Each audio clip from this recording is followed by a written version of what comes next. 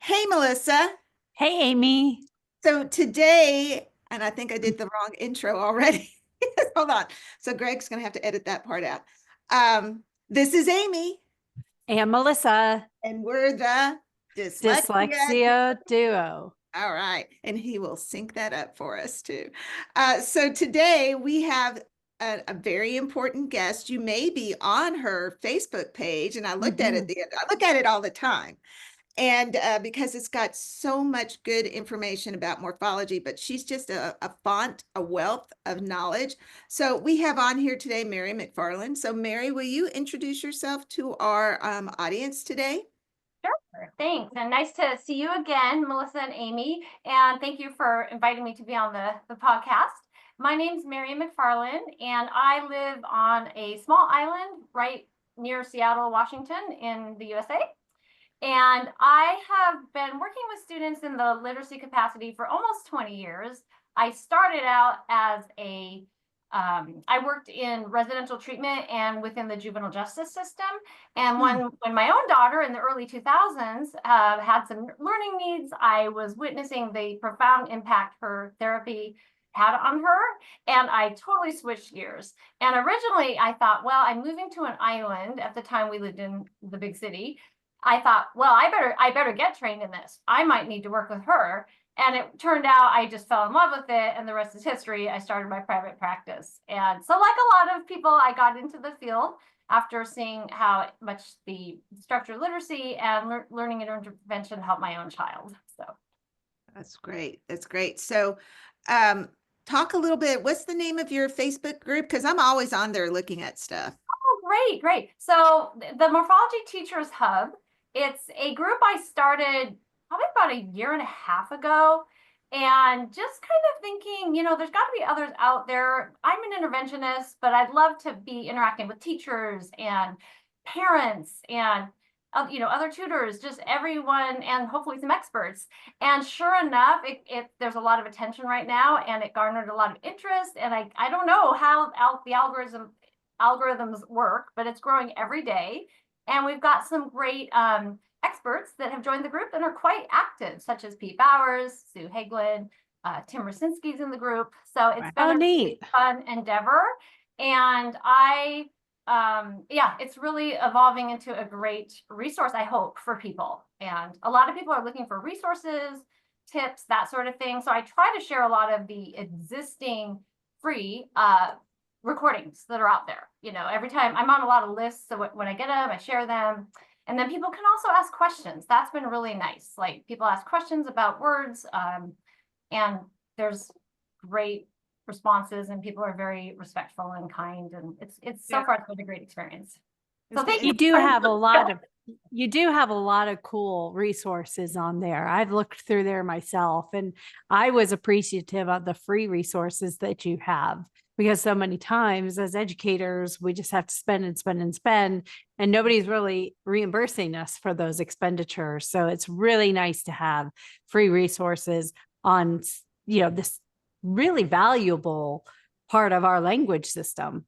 Right. Yeah. Yeah. So great. Great.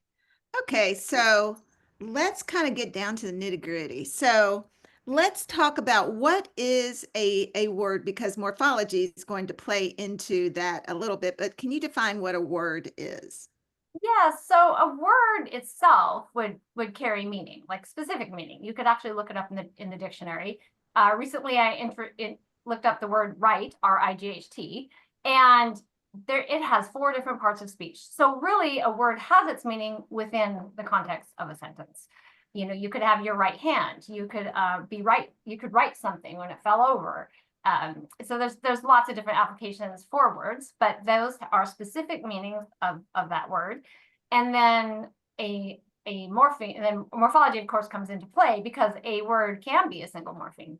So yes. Awesome. Okay. So so you said a word can be a morpheme. So what are some examples of that? Well, that word right, for instance, R-I-G-H-T. Mhm. Or how about, let's take the word W-R-I-T-E, a different form of right. That is also a bound morpheme on its own. It's not a bound morpheme. It's a free morpheme on its own. It can stand alone as a word. We could add a prefix onto that word. We could add re, and now we have the word rewrite. We could add the en suffix. Now we have the word rewritten. So those, so when I refer to a base word, I refer to the smallest word within the longer word. And when I refer to a base element, that would be the free or bound base element. And the element word really represents the written meaning. I kind of borrowed that from Sue Hageland. When we talk about a base element, that's the written representation of the morpheme. Can you explain to everybody what a free morpheme and a bound morpheme Yeah. is? Yeah, so a free morpheme would be like that word R-I-G-H-T. It stands on its own, carries its meaning on its own, and a bound morpheme would require more added to it. An affix would need to be added. So, for instance, we could have the free morpheme build, right? And we could have the word rebuild when we add that prefix re. Whereas a bound morpheme with a similar sense of meaning would be struct, S-T-R-U-C-T. That is a Latin-based element that we don't say, oh, I'm going to go struct today. That is a bound element that carries meaning that contributes to the word's meaning. When we add that prefix re, we could add a suffix ion. There's lots of different things we could do with it. And so those are kind of the classifications for those bases within words. Okay. So struct isn't so much a morpheme, it's more of an element. Well, it is a morpheme. So when so some people would say it's a Latin root, right? There's lots of different there's various ways of talking about these elements. I refer to the base element as that piece of that and those base elements carry most of the meaning, right? Struct would be a morpheme, though. I mean, it's, the morphemes are those meaning units. It is its own meaning unit. So, but they carry more of a sense of meaning. I think, reading Sue Hageland's materials would really explain that in a really, great, well-spoken manner. But that's kind of the gist of it. So struct is a morpheme. It's bound, though, because it has that sense of build, but it's only a word when we add a prefix or suffix or one. As we know, words can have multiple prefixes, multiple suffixes. But that bound base there of struct carries the heaviest meaning within the word. So like instruct would be make it a complete word. Right. And then of course the meanings, those senses of meanings can be pretty transparent, like construct, right? I'm going to construct my Lego tower, right? That's a very strong sense of that build concept. And instruct, though, I do like to, those conversations are fun to have with students because, oh, what does that have to do with that sense of build? Well, you're kind of building in the knowledge, so it's kind of fun to talk about, but definitely some of those base elements are less, there's some are more transparent than others. And it depends on the words, and as words evolve over time from their, origin, the meanings can be pretty far removed from the original concept. I've definitely found that in my instruction when I've taught some morphological components. I've definitely found that I can go down a rabbit hole, and sometimes it feels like the meaning gets so misconstrued. And then I'm thinking, am I even teaching this right? I go through this self-doubt. Right. Well, and recently there was a discussion on the Facebook group about the word contentment, right? So does that base element T-E-N-T in that word, does that have the sense of hold, like tame? Is that a form of tame? Or is that stretch, like a form of tend? And the responses people gave were actually really neither in that word. Right? And I thought that was interesting. So, but I think the discussions are really fun. And when I introduce my individual morphemes in my core lessons, I do give more transparent words to start with. So the kids can kind of start thinking, but then we also point out sometimes that meaning is not super strong within the word. But there's some great discussions around it. And, Yeah. and I think it is a great idea to start with those more transparent ones that, you know, like, yeah, I could go on and on. There's so many fun words to discuss. And I do like to get the kids involved in that, and they really enjoy it too. So understanding or etymology, right, would support morphology, correct? Sure, yes. And in fact, in the sense of in word origin, I actually use it to organize my entire instruction. So Oh. I do mostly work with grades 3. Well, I only work with grades 3 and up. So when I'm talking about my particular my particular morphology program that I developed, I'm using that Latin layer of language, and it's recommended for 4th grade and up. So, Okay. but when you're talking about spelling in particular, students are going, like in my original morphology training, I learned that, you know, in Latin-based words, we don't have the letter K. Well, that's a great help for students to know when they're going to spell the sound, you know, Right. That's what's their spelling CH, right? option, right? Yeah. And there's actually, and keep in mind, some words could have a Latin element, a Greek element, and an Anglo-Saxon element, right? It's not that straightforward, but it's a helpful hint. I'll have a student first spell the element tract, and I can see them doing it. And like they start, you know, like, is there a K? And they're like, well, no, this is a bound Latin element. There's no K. And then they know exactly what to put. And there's not a double O in Latin. So if they hear that oo sound, it's usually going to be the letter U. They also realize kind of quickly most of the syllables in these Latin-based words are open, closed, and final E syllables. Not all of them. Oh, There are some I don't think I vowel knew cases and that. article. Yeah, so once I actually sat down and counted them all of the ones I teach, and so I have it written down, and kids are like, oh, so that once they realize that, and the way we teach these affixes in particular, and then you know, after a while they just know, right? Like so that's back to the etymology. That's knowing that's Latin layer of language, and of course when we get to that Greek layer, you know, just yesterday, one of my students was reading the word rhythm, and I you know, pointed out that RH, and that is you know, we're going to find that in words like rhombus, you know, and a lot of those Greek patterns like PH, right, which students learn early on, but some of the other ones like PS, like in psychology, or CH, they learn that one early on, like school, SCH. And those are that Greek layer. So once they learn these, that word origin is really helping them with their spelling. So I think it's interesting because I heard you say the Latin roots should be taught from grades 4 and up. That's when you started working with. I think other teachers do teach them earlier on. For sure they do. Okay. But so what was happening in my own practice is my referrals were older students, right?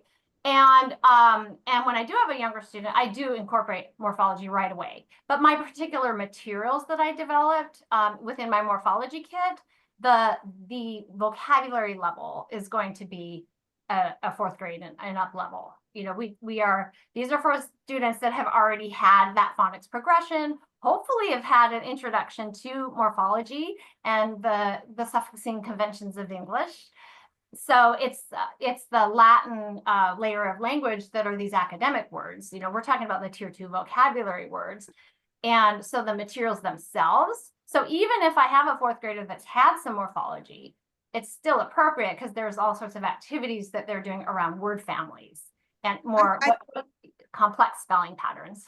I think it's interesting. One of the dyslexia curriculum, all of our dyslexia curriculum have morphology, but especially Greek and Latin towards the end of the curricula. And there's a lot of districts out here that will drop. They'll say, okay, we're going to stop once they finish this particular area because it's the Anglo-Saxon layer. We think this Greek and Latin part is too hard for our younger kids. And it's really, they're talking younger, they're talking 4th and 5th grade. And I'm like, I don't think it is too hard. And in fact, it's that academic language that they need. Sure. Because over 60% of words, once they hit 4th grade, are going to be these Latin-based words containing affixes.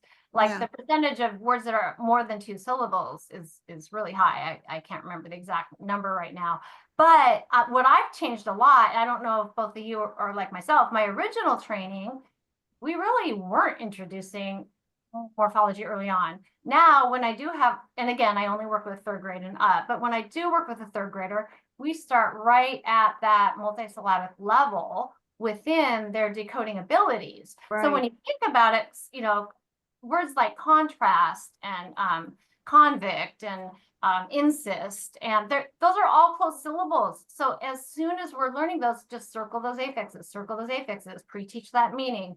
And I've totally changed the way I work with students now, because why wouldn't you bring that in? And again, I don't work with, 1st graders, but even with 1st graders, certainly you can start introducing some of the inflectional suffixes for sure. Yeah. I think that's really interesting because I keep referring back to what Melissa and I instructed. And these people who are listening, if they teach Take Flight, you said the opened, closed, and the words that end in a final E. So that could be vowel, consonant E, or like SEZEVE type of words. Those are all those, what did you just say about that? You said that those were all words from Greek? Those are your Greek? Well, our Latin-based words, most of the elements tend to be open, closed, and final E syllables. Right. So I think not all of them, but the vast majority. Right. So why not teach those? And then the suffixes, like just the other day, I was looking through some spelling material from one of my 3rd graders, and it had a whole list of like syllables with, Latin suffixes within them, right? SION, TION. Yeah. And they were labeled as challenging irregular syllables. What? Why are they doing that? I mean, yes, they're syllables because they, Right. I'm not against learning, like we need to know if you see TION in a Latin-based word, the T is part of the base, it's pronounced shun. But like those aren't irregular. Like I see that and I'm like, what? So and I think it'll be a while. I think things are kind of shifting because if we weren't taught otherwise, how else are we gonna be teaching those? But I do think it's why wait? Like why only start at that single syllable?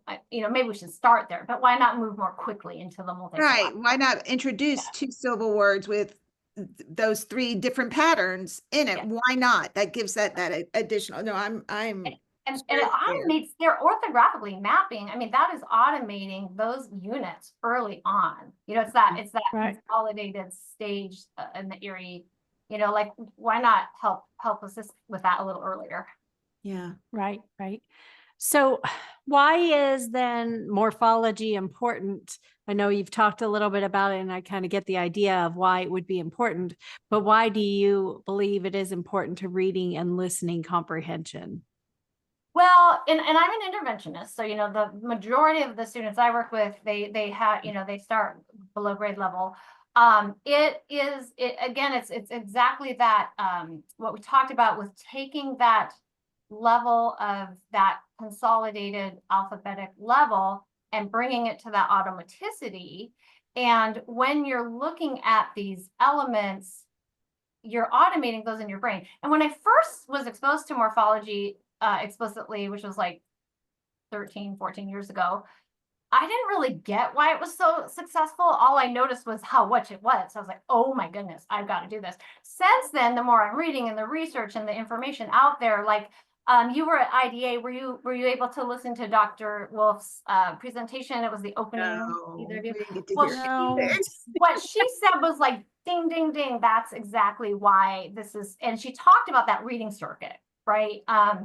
I know I listened to her podcast she did with you, and I know she talked some about morphology there as well. But it's that, we have the orthography, the semantics, the morphology, and the syntax, and all of those processes need to be addressed in our intervention, all of them. And those are going to lead to fluent reading. And it's not until we read fluently that we're able to access those words and comprehend it. So it kind of brought it all together for me, how it's leading to fluency. So really that's it. But at the same time, it's boosting vocabulary. So it's like the most, I think, with especially with our older students, it's the most impactful way that we can teach them to read and spell. And the spelling you notice early on. I think that's the first thing. is like students' spelling is pretty transformed. Yeah, for sure. I went to a continuing education course about morphology, gosh, probably 7 years ago now. And my hand hurt. I was writing so many notes. My mind had just been blown because I wasn't trained a lot about morphology when I was going through my academic language training. So, I mean, if they taught it, that it was just a touch on, or at least that's what I interpreted No, from it. But I agree. Same. Yeah. yes. So when I went to this training and I learned about it, I was like, oh my gosh. And I was just blown away by how much the kids can acquire just by learning this morphology, vocabulary wise alone, Right. but also decoding words. So that kind of leads me to my next question. Do you have any kind of research that you've seen that shows how many more words a child can learn with morphology versus just decoding alone? Well, one partial answer to that would be, and you've probably seen these lists. Well, there's two things. So one thing that sticks out very clearly to me is when I did my original training, it was through Wired for Reading in Seattle. And I remember her saying to us, as Laura Rogan is the instructor, and she said to us, we're going to be learning the prefixes used in, I think it was 97% of words that contain prefixes, right? So, and I tell that to my students, like, that's almost all. So we're going to learn these like you know your name. You're going to learn to spell them and read them like you know your name. And that really stuck with me. And that's really true. So think about how powerful that is. Because when words get longer, it's the same prefixes and the same suffixes. Right. Over and over and over again. So that's going to open up a vast amount of words. And then in terms of those base elements, there's a popular list. It's like 14 base elements. They call them Latin roots. Well, actually, they call them roots because there's two of them are Greek. I think it's ology and graph. And the rest, the 12, are all Latin based. So those are used in over 100,000 words.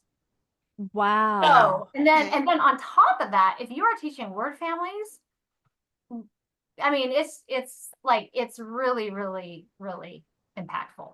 So that sort of answers your question. It's like just 14, if you include the 2 Greek ones, are used in over 100,000 words. And those are just the base elements. Think about all the affixes, right? Right. Yeah. So, but it would be interesting to see, well, and there are statistics out there, like what percentage of words contain affixes. And that might be part of that 60%, but it's actually even higher. I think the 60%, yeah, anyhow, there are statistics out there that are very encouraging in terms of why we would do this. Yeah. Wow. Yeah. That's great. That's really eye-opening to me. Yeah. And I hope it is for other educators out there too. Yeah. They can really understand the benefit. Yeah. And it's amazing. You've probably noticed this too when you talk to people like my husband who used to teach writing in college. He's got a degree in English literature. He was like, I never thought of language this way. And parents tell me that all the time. Like, what? Like, it's just, even though we were good, like I was always a pretty proficient speller, I but I didn't think of it this way. I didn't. So anyone, those majority of kids who do need that structured instruction, think of how helpful this is, right? Yeah. So, okay. So when I got my master's, and it was just not that long ago, I guess we're coming up on 10 years. I guess it was a while back. Not that long ago, Amy. Not long ago. Time just flies the older you get, right? I remember my capstone project was determining what was the best way to instruct in vocabulary. Was it through learning, rote memorization, or morphology?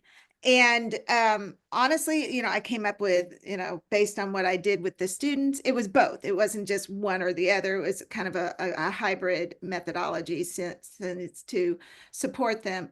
But what would you recommend is the best way to instruct students in morphology? Should they follow a curriculum. Probably new teachers might need to follow a curriculum, but maybe some seasoned teachers, would you kind of go according to what you see the need of the student is? How would you address that?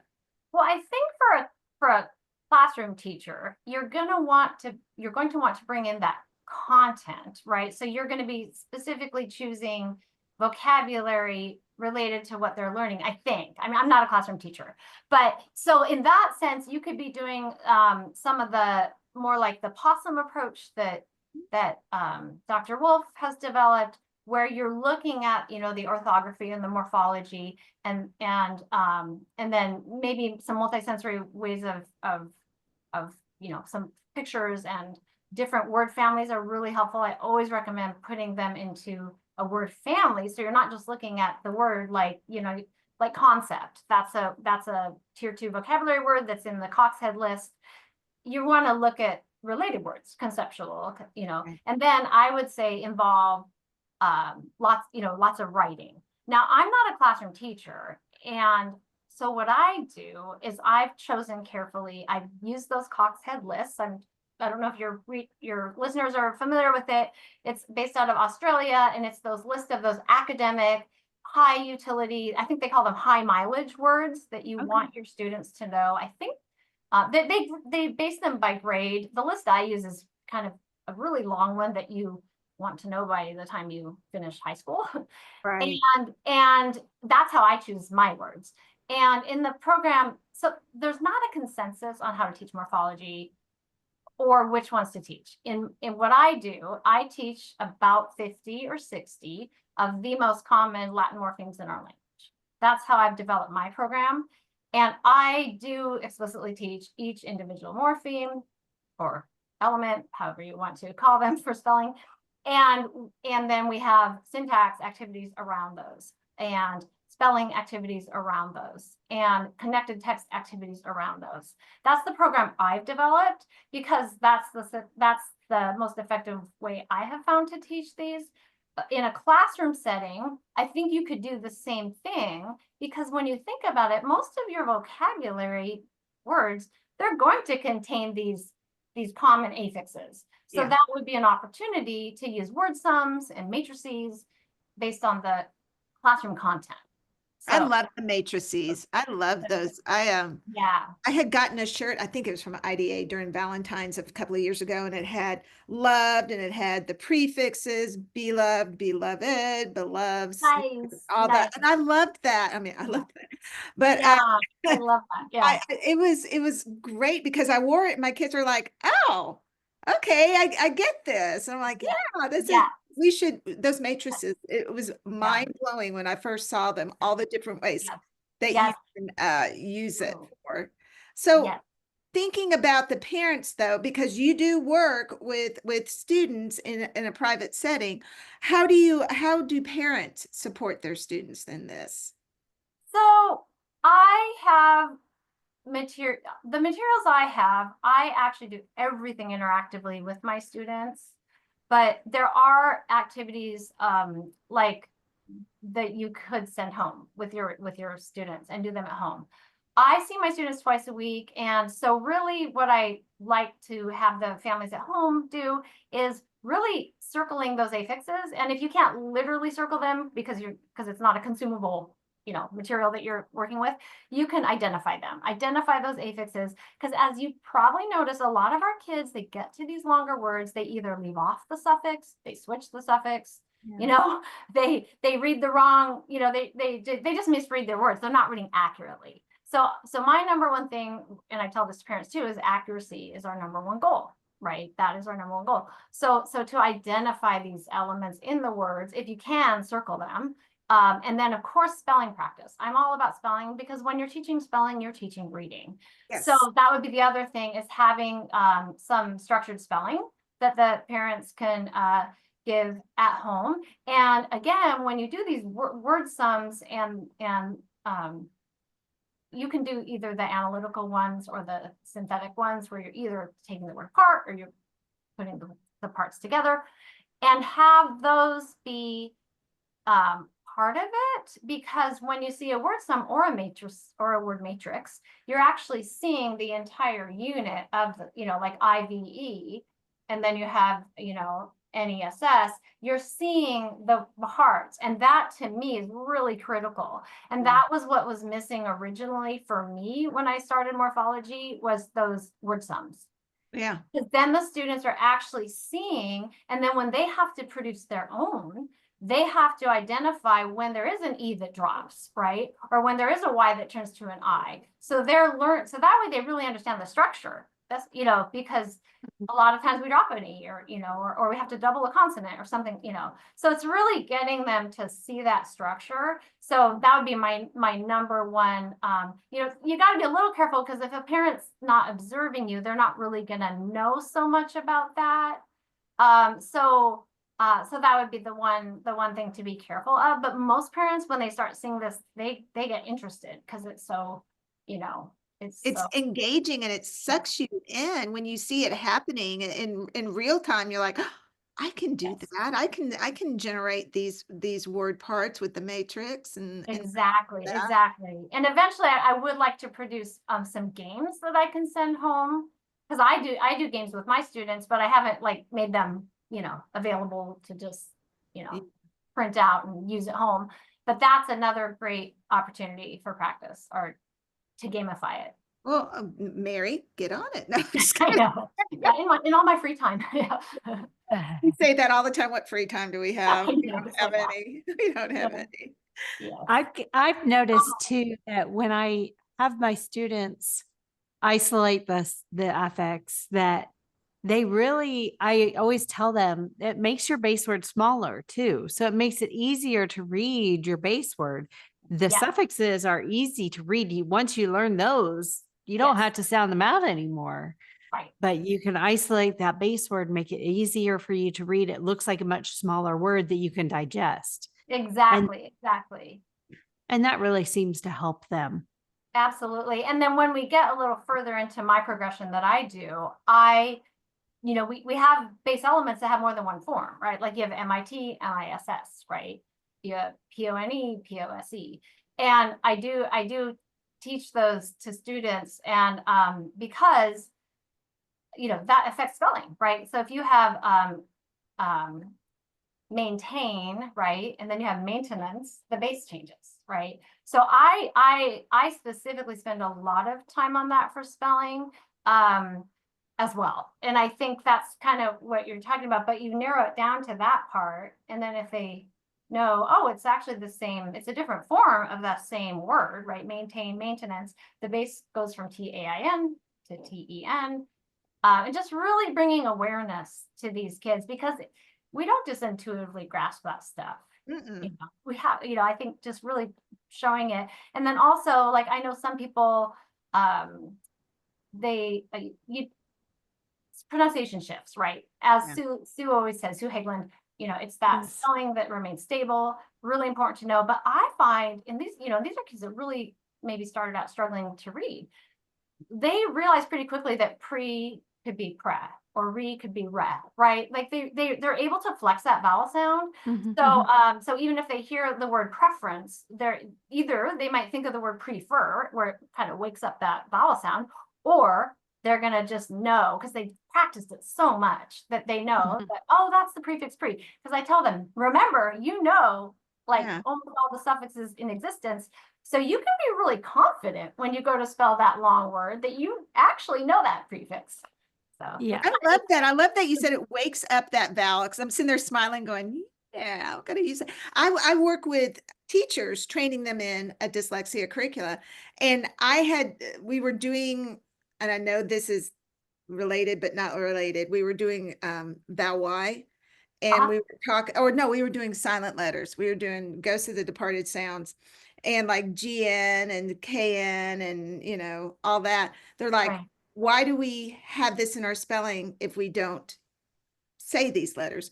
And I said, and I think it was something Sue Hegland had said, it's where I took it from. I said, because pronunciation changes a lot faster than the spelling does. Now, will it change later? Maybe. I don't know. Right. But, Right. we know it takes a lot longer. And I just love these kind of conversations because I take this back to my trainees.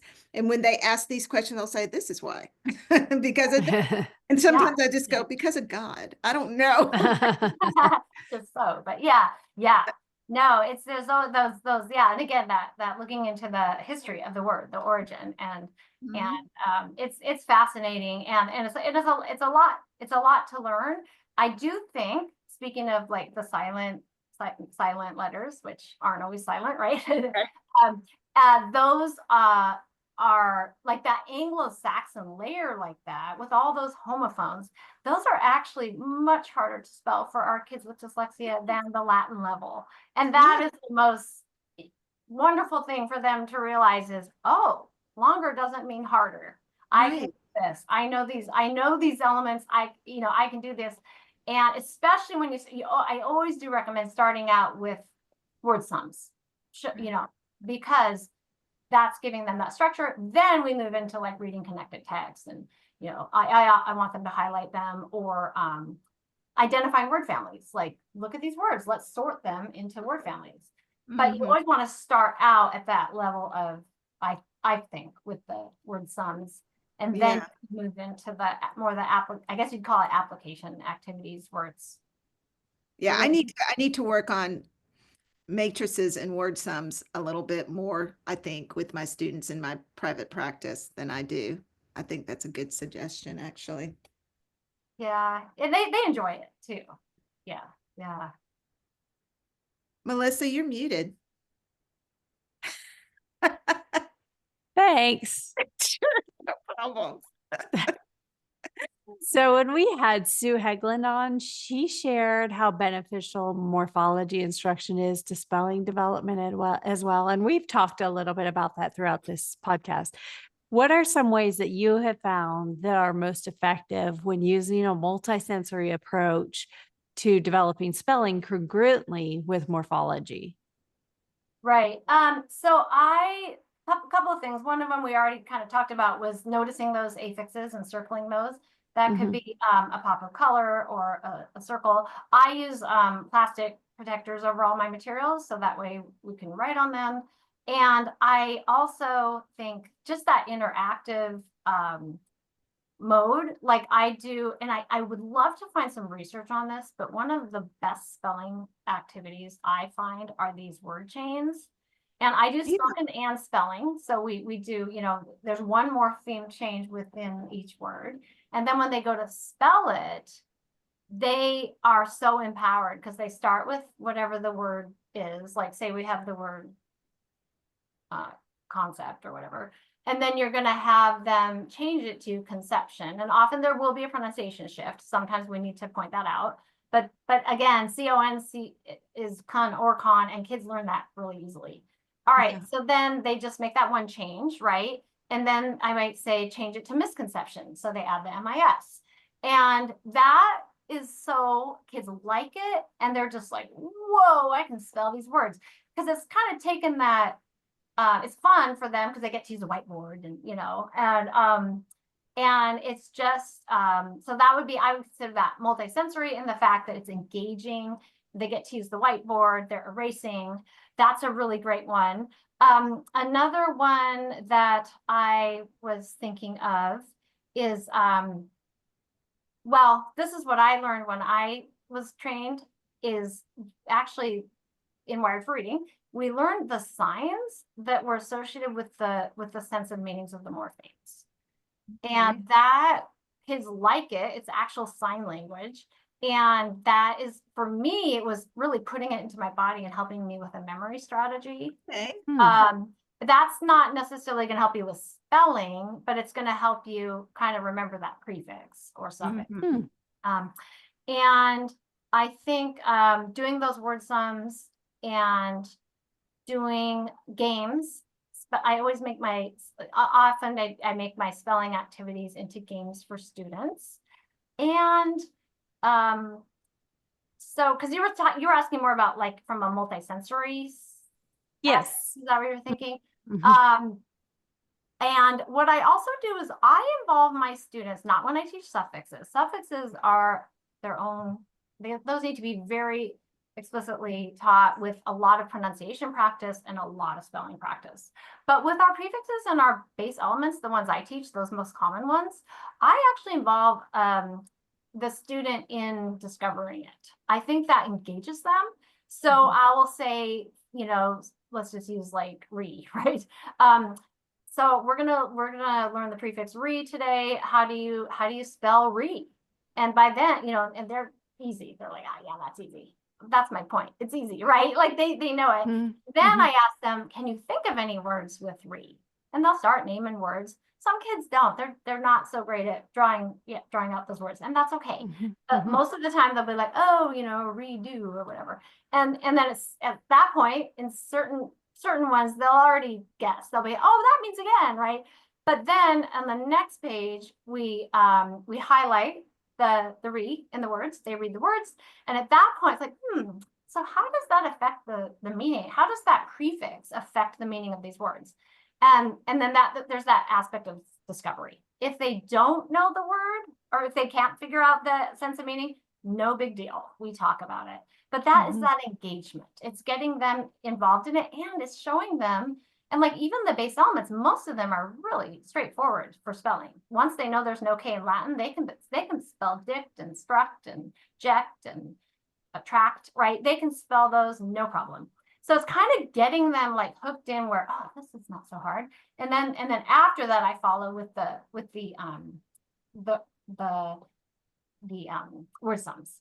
So they break apart words, they build words, and then we do other activities. And I like to incorporate it because these kids, you know, in order for these units to come orthographically mapped, they need a lot of practice. You know, and again, I'm an interventionist. I'm gonna, you know, it could take a long time. so that built-in practice. So just to kind of make it, and I do teach online, so the multisensory is a little different. There, it's more about it's about more the engagement aspect. Right. I consider part of that, right? And the multimodal, right? Like we want it, you know, they're hearing it, they're spelling it, then they're seeing it, right? Right. Yeah. That makes it That's a great multisensory. That's a great response. Thank you so much. Sure. Okay, so I'm gonna go a little off the questions. Euphony, you have prefixes like m, n, il, they're all the same basic meaning. But, you know, the way I try to explain it to the kids, I go, it looks better, it sounds better. Is that the best definition I can give to students about why a prefix might change its spelling? So I do use more kid-friendly language. So instead of assimilated prefixes, I will refer to them chameleon prefixes. And we always start with like in the real world, what's the point of a chameleon, right? What do they do? Like why, you know, they say, oh, they change colors. Is it just to be pretty, or is there a reason? And some of them will say it's so they blend in, right? It's like, oh, well, that's just like our prefixes. And that's kind of from the Wired for Reading training I had. It's really, really kid-friendly. And what it is, I mean, it is based on speech, you know, and I think sometimes it matches up with the letter, and I think we do need to teach them because it explains a lot of times why we double that consonant. Right. Like I still use it, like spell the word accommodation, right? Like in the old days, I probably was like, oh, so two C's, right? Now it's like, there's my prefix AC, there's my prefix CON, there's my base element mode, but I got to drop that E, right? So it's like super important to teach. And I just say it has to do with speech, and you could have them say context, right? Context. Now say, well, that was a bad example because that's not the chameleon version. Say the word coexist. Right? Coexist. Now say conexist. My mouth doesn't like that. Right? So I have them try it without the chameleon. And then there's tricks, like co is usually in front of like a vowel or an H. And it has to do with co-articulation. I mean, there's, you know, teachers could, there's a further explanation, but I think for kids' purposes, they need to know it's for efficiency of speech. That's all I say. I mean, there is a much more, you know, linguistics based definition. And back to the multisensory, the one thing I should have mentioned is when you're introducing things such as these chameleon prefixes, I like to do word sorts. If you're in person or sorts, if you're in person, you're going to have them on a little card. They pull down the correct one. Online, I have it all, it's all digital slides. So they pull down the correct, okay, they see rut. C-O-N, C-O-M, C-O-R, C-O-L. Which one is it? And they're able to figure out, oh, it's corrupt. Yeah. So So what do you do in the case of, I'm going off script again. What do you do when you have kids that are, because we do sorts with parts with morphological pieces, and I'll have kids make, because they want all the points with the game, and they bring in all of it and they read the word, and I'll say, well, I don't think that's a word. They go, no, but it means, and they're right, because they're using all the morphology. I mean, I like it. I like that they're thinking. I like that they're thinking about the meaning. But how can we support them in their understanding of, because I don't want them to go out in public and say a wrong word, Right. And I think this year, all my students are one-on-one. So there's not really that sense of like, oh, I'm going to have the most words, like they're not like feeling they have to like win so much, but I do point out, well, let's think, is that a word, and, let's do some words that we're pretty sure of. And again, this is part of the reason that my materials are recommended for grades 4 and up, because these are words that a younger student would not necessarily understand. But in that case, I mean, because I see what you're saying. So they're saying like, so, implicit, is that holding in, like they're trying to make meaning. But right, for a word that's not really a word. They're trying to do it for a word that's not a word. Right. And I think what's more important is that we're actually teaching vocabulary and real accurate spelling. So I say, no, we need to do a real world, but you need to be gentle about it, because you don't want kids to feel ridiculous. And a lot of times they really do think it's a word. Like they're not trying to be funny. Like and a lot of times it's with the suffix. Like they're maybe using a word incorrect. That syntax piece. Yeah. We're not even using the word. Like you're not going to say contently. Right. Like that kind of thing. So I just use it as a learning opportunity.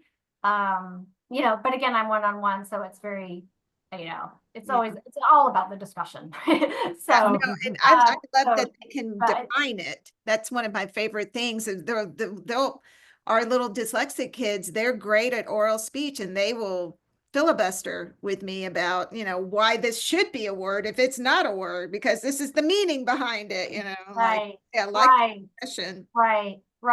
Yeah. And sometimes it is really, really clear, right? Like, there are some where it's a very clear meaning, but otherwise I think we need to watch out for kids trying to literally apply the sense of meaning to each part, and instead really use it in real sentences. Like this is really how we use the word. And so it's kind of a tricky dance to be supportive and not critical, but we want to learn real words. We want to learn how to spell real words and use them correctly, syntactically. Awesome. So then how does morphology affect academic language in secondary education? Well, I definitely, as we talked about statistics earlier, most of these words by far in academic texts do contain these elements. And again, I think in a classroom setting, teachers using like structured word inquiry or something similar to what, the possum, but for older learners, and use specific vocabulary from their content is great. The ones that I do and the ones I include in my materials are those ones from that Coxhead list. And these are considered high utility words that are used across the content areas. So they would be, that's why they're called high mileage, because you could encounter them in any. So I feel there's value in learning those. And, but of course, as we know, vocabulary needs repetition. So it's not just a matter of studying it one day. Somehow we want to incorporate that back into our lessons. I think you have to, they said you have to have like 14 or 16 meaningful interactions with a word before you really are able to use it. And probably even more for a lot of our students that we work with.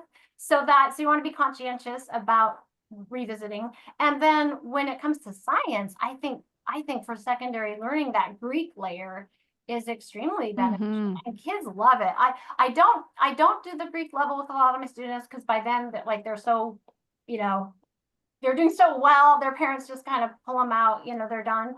But the kids that have done it, they love it.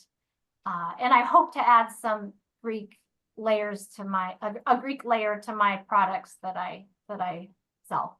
So I can see the huge benefit. I never really had a hard time. I never had a hard time with reading, but I did have a hard time learning vocabulary words. And the way that they did it was, looking back on it, I'm like, why did they think that that was effective? They would just give us a list of words, tell us to study them. right, And yeah, they might have had a book that we were reading to go along with it. But we're talking about high school kids. Like, how right, many high school kids were really applying those skills? Sure, there were some. There were, reading the text and going back and figuring out what the word mean, whatever. But right, I had a really hard time, spitting those out for a quiz. yeah, So I think that it's so paramount that the kids in these upper grade levels learn these skills to be able to develop their vocabulary in a much easier way, so that they don't have to feel like um, they're flailing in class to be able to, put out their product that they're supposed to put out, but also so that they can exactly. develop their writing instruction or Yes. develop their writing ability Yes, too. yes. And yeah, not just cramming for a test. And also, I think that's back to the word family piece. If you're learning these words, let's learn them in the family, and at the high school level, it's perfect, because the words get really, really complex, because you Mhm, could have a word in a family that has, 4 suffixes, right? mhm, And mhm. I think then using, like you said, with the writing, okay, can they appropriately use these words within a sentence? Apply, yeah, because as we know, the suffixes change the part of speech. And so again, it's that application piece is so important. And you're right, they didn't, and I'm sure many places still don't teach it that way. It was like cramming for a test, or it might be a word that's not even really relevant to anything. Mhm, Whereas I mhm. feel at least these tier 2 vocabulary words, they are relevant, because they're words we're going to encounter our whole life. So Right. Not yeah, so much Shakespeare words where right, it's wonderful poetry and wonderful what he right, did, but it's right, not words that we use in our day-to-day vocabulary right, vernacular. right. To remember a definition of that is not going to be, what's the value of it? Like, always, like, yeah, what's our end goal? Like, yeah. So Right, right. I think that was probably like for me, I don't know so much about Melissa and Mary, but for me, when you were learning words, you got the and not spelling list, but vocab. We had vocab tests on Fridays also. You got the list of words, you had to look them up in the dictionary, you had to use it in a sentence, and then you had like a multi matching chat test or a multiple choice test. And but how often did I use those words? Not too often. But I will say I was good at vocabulary, because I get these vocabulary things and now in my email and it says, what's the meaning of this word? I'm like, I think it's this. And I'm taking apart yeah, the words. And it makes me wish I did take Latin in high school. They did offer Latin when I was in high school, and I didn't take it because I said, I'm not going to be a doctor. Why would I do this? But I wish I had. That would have made a lot more sense. Thinking um, a little bit, I heard you mention structured word inquiry. Uh, how does that relate? Can you explain to our audience how that relates to morphology instruction? well, it certainly is, morphology instruction, and Pete Bowers is definitely one of the, or he probably is. I think he invented it, right? Oh, he did. Okay. Right? Yeah, I believe he coined I think the the phrase. And that's, I think in particular in the school setting, it's fantastic, because it is, like we talked about vocabulary, you can specifically choose your words, and you can look at the sums. And after that exposure to those prefixes and suffixes, you know, they're going to be learning, they're going to be seeing those over and over again. And they're going to be doing the word sums. And in terms of an intervention, though, I would say it's part of it's part of what I do. I think the difference is I teach specific lessons around the individual morphemes. Right. And there it's looking at the words, looking at the history of the words, and then, you know, kind of attack, and I don't want to say a word analysis, right? They're analyzing the word there, and then they're taking it apart. But I think there's, you know, I'm not a classroom teacher, so I think though I think it's great, and I think it's taken off, and I think that is huge. And the spelling, how this is going to help our kids spell, to be doing structured word inquiry in the classroom is huge. And it's also, you can start it early. You just, you know, your matrices are going to be just, you know, shorter words, right? They're going to be, so it's a lot more. You can fine tune it because you can choose any words you want and spend as much time on it as you want. Yeah. And I think having them up on the wall, when I was in the classroom, I would put word matrices of the base elements I was teaching up on the wall, and kids, that was really helpful. And I even put a picture representing the sense of meaning. And later I remember a kid telling me how helpful that was. Oh, really? That Okay. visual. So I think these teachers that are doing these morpheme walls with the word matrices and the word sums, I think it's fantastic. I Yeah. think it's great, you know, and yeah, and it's like you said, different than anything we had, I think, when we were young. Yeah. No, it was just rote memorization when I was growing up. Yeah. So, okay, so in the dyslexia world, a lot of us, you know, we're dyslexia therapists, but a lot of us are working from a curriculum. And so the kids progress through the curriculum, and then they finish the curriculum. And if they've been, you know, every kid performs differently in a curriculum, right? But I'm thinking about my secondary kids who, you know, they finish the curriculum, there's nothing new to introduce. They really just need help in maybe vocabulary, morphology, spelling, written expression. So could that be a good, you know, as therapists, as dyslexia therapists anyway, bringing in that structured word inquiry as another piece when they finish with the formal dyslexia curricula? Sure. And I mean, it's what I do with my students after we're done with a typical phonics progression. Yeah. You know, what if you looked at your typical one, the one that I use, it kind of ends with that consonant LE syllable. And they've had some morphology. Now that I know better, I'm definitely bringing that in earlier on. And then once we're done with that, I do, you know, I do my morphology materials. And with some students, that's all I do. Yeah. I do think students need writing though. So sometimes I'll incorporate, you know, my writing, but you could use the same words in the writing, right? Like you could kind of, you know, overlap them. I think structured literacy, or sorry, structured word inquiry, I think it's appropriate all through high school. In an intervention setting though, I'm not sure, like, how would you choose which words to work on? I guess that would be my question, which is why for me, I have chosen to do 50 to 60 of our most common Latin-based morphemes. And then of course, structured word inquiry is part of that, if that makes sense. Like, No, that makes you perfect know, sense. because you want to have that syntax piece in there. So when you are analyzing these words and spelling them and reading them, we want to put them into connected text. We want to talk about parts of speech and syntax, and word families. Like there's just so much you can do with these words, including the word sums and the matrices. And I think it's good to have students make their own. I think that's really important too, like produce their own, you know. And they have that connection when you basically lead the horse to water and they do it, they'll have more of a connection with what they're doing. Right. And yeah, I mean, you know, for sure, any kid that's not super adept at reading those multisyllabic words, you know, we want those kids to read those automatically, right? So any kid like that, even though they've been through their progression, it's still going to benefit them. And it's just fun for them to realize how much easier spelling is when you get to this layer of language. Yeah, So, absolutely. you know, why not let them experience that?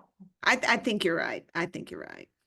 So what kind of data do you have personally? I love data. I love looking at my progress with my students. What kind of data do you typically see, fluency wise, accuracy wise, spelling?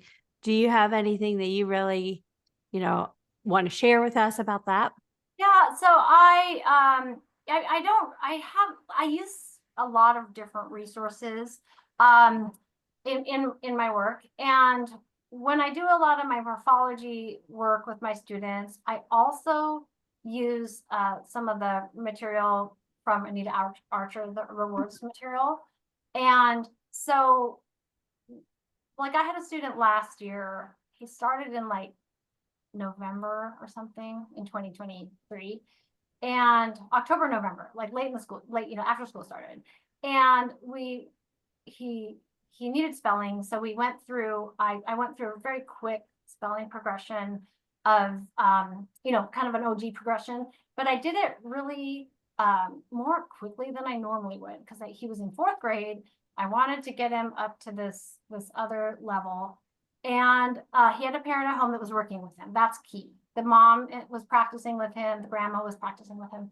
And he ended up, he started then rewards and my morphology materials. And yeah, so a year later, mom and dad kind of pulled him. And this was a kid that really, really, really was struggling. And I just thought that was a super neat progression that he made. But again, because I was using multiple materials, a lot of them are materials I make myself. I don't use a specific program anymore. I use my own, but it was just really, really encouraging to see how quickly he was able to do the multisyllabic reading and spelling. I mean, I think that's really what it came down to. Like, that's our goal, right? Like Marianne Wolf said, like the more you know about a word, the more fluent you'll be, and to be able to do that deep reading that we want our students to do.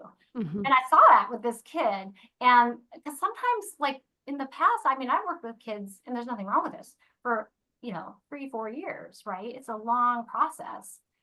So I think getting them to that multisyllabic level with the morphology as soon as we can for these older learners who are already in 4th grade is great. So I don't have specific numbers though Right. like, Well, what and I mean? Like, but it was just one he sticks out in my mind as someone who, had I not done that progression, it would have been a lot longer of a road.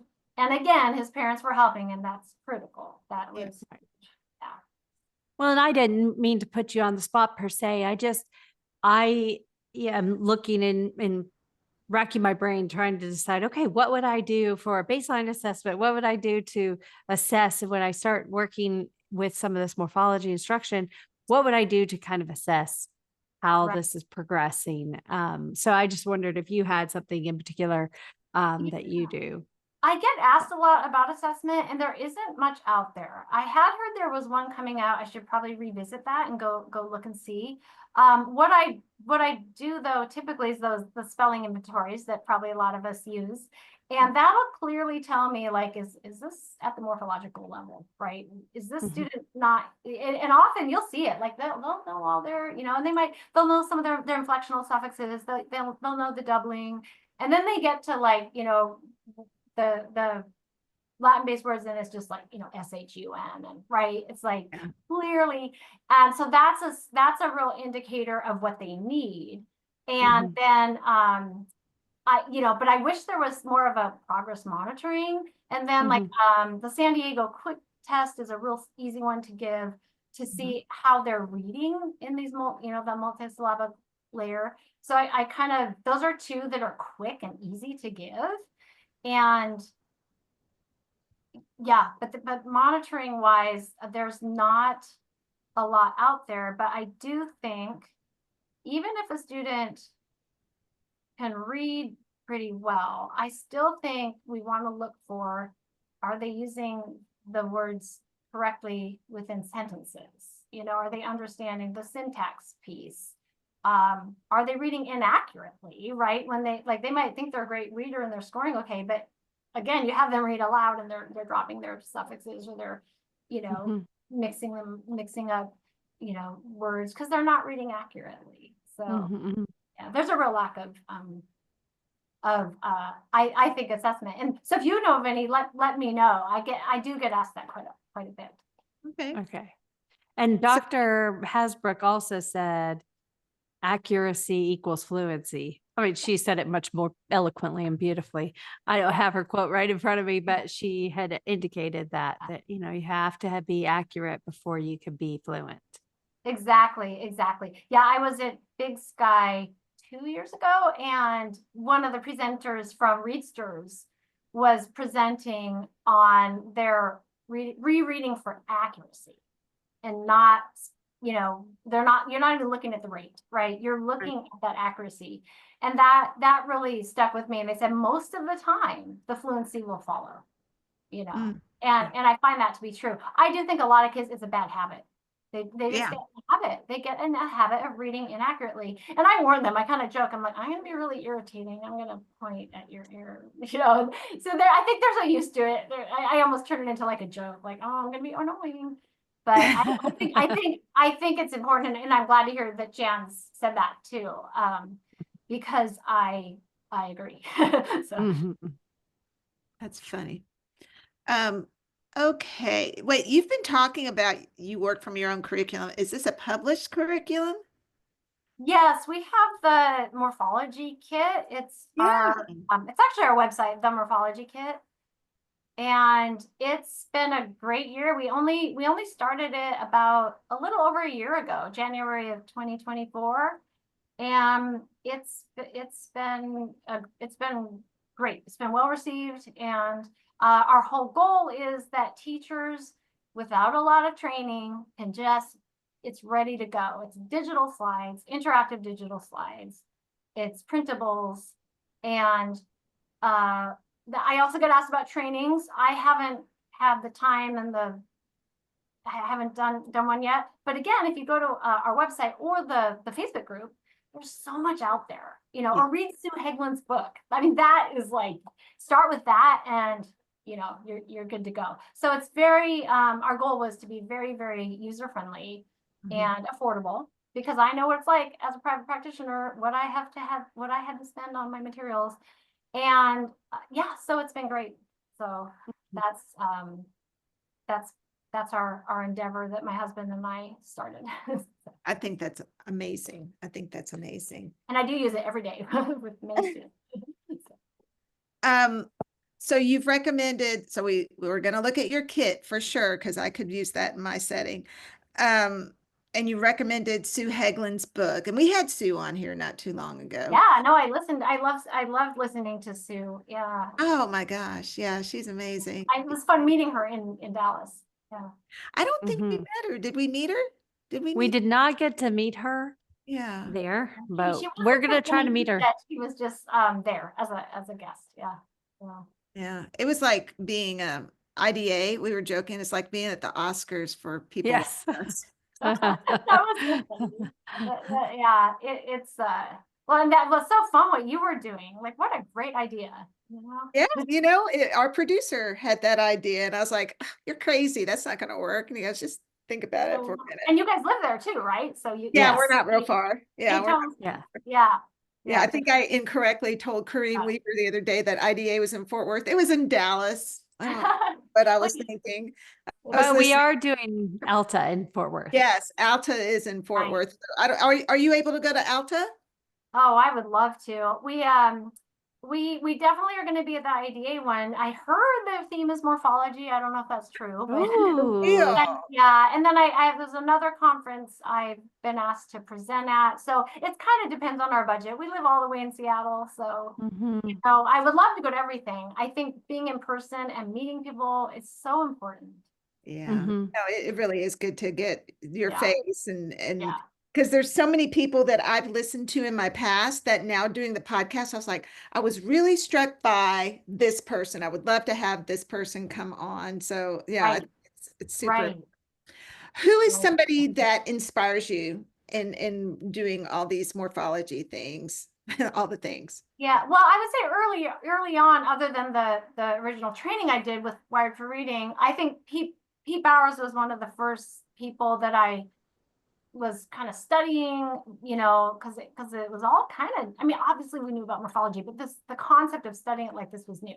Right. And I was going to go to his in-person class, but then in Vancouver, but then it was April 2020. So as you can imagine, canceled. So I ended up not being able to actually meet him in person. But I really enjoy William Van Cleve. I did get to take some of his classes before he passed away. And I do have some of his things posted on the Morphology Teachers Hub. He just had a gift. So those would be probably the two early on. And then of course, I already mentioned Sue Hegland. And I also belong to, you've probably heard of it, the Spell Talk group. Yeah. Jan We just had Jan Wasowitz on. She's coming out. You did? Oh, yeah, great. her episode comes out Saturday. Yeah. Oh, I did. Oh, okay. Because I was going to say, I didn't see that on your list. Oh, good. So she, and I got to go listen to her at the conference. She has that Spell Talk group, and it's fascinating to watch some of those. I mean, it's like a front row. It's like a front row seat. You see somebody's name pop up, you go, "Oh my gosh! Oh my gosh!" I know. I have to go in today. I saw like it was like Ken Apple. Pete Bowers was on there. I didn't have time to write. I didn't have time to read it. But what's that? Pete Bowers was on there either yesterday or today. I saw him respond to something. I was like, "Hey." Yeah, he's so good about interacting. I think that's great. Yeah, so I would say those are and there's just so much out there. I mean, Lynn Stone has some great great trainings, and Patton, Pattan, the Pennsylvania, they've got some great like they're free. Like you just go on and the person, her name's the person in charge of that. She's in the Morphology Teachers Hub as well. She's so great about sharing resources. Can't remember her name, but anyhow, she's the Patton, Pattan. They have resources. There's just so much, and I'm like, man, I wish this stuff was around 20 years ago.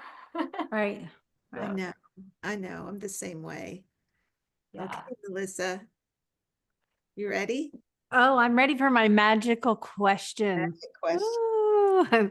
If you had one wish that you could grant for our students, what would it be and why?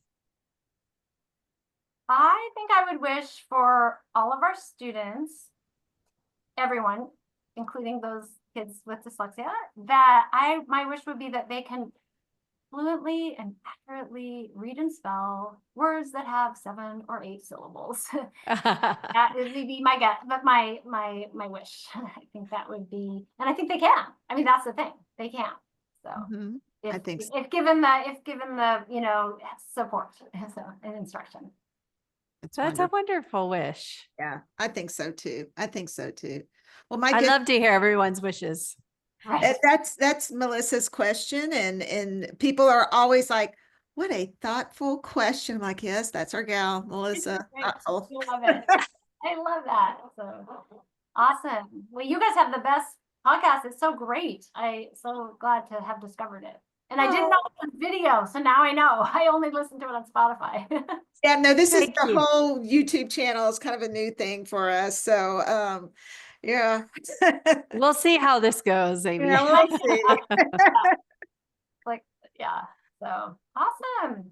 My goodness, thank you so much. Oh, thanks, this you is guys. fun. Podcast I could go on and on and on. I hope I didn't you're good. You're great. good. Well, wonderful to see you guys again. And I'm sure we'll see each other in person at a conference at some point for sure. Yes. Absolutely. You want to do our closure? Yeah, if you'll hang on for just a minute, Mary. Okay. Sure. Okay, so this is Amy. And Melissa. We're the Dyslexia Duo. We'll see you next time. Bye, guys. Bye. Bye. Okay, I'll turn off the recording.